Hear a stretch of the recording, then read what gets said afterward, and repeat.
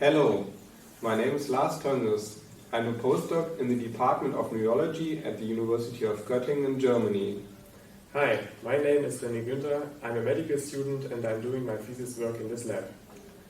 Today we are going to show you the clinical testing of the SOD G93A mouse model of amyotrophic lateral sclerosis.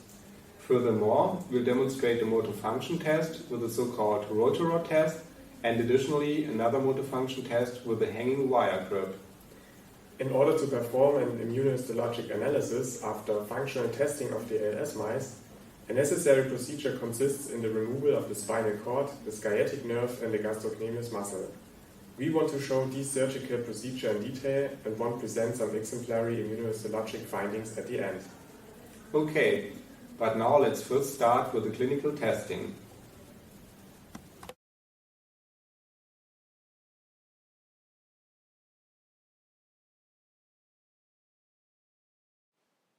This is a free-moving wild-type mouse that does not show any clinical symptoms like muscle tremor or paresis.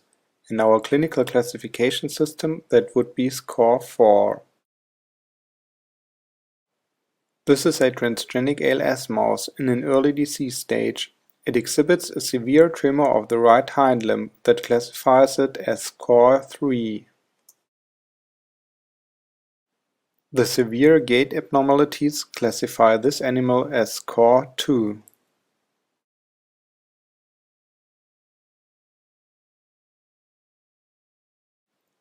Dragging of at least one hind limb are classified as clinical score 1.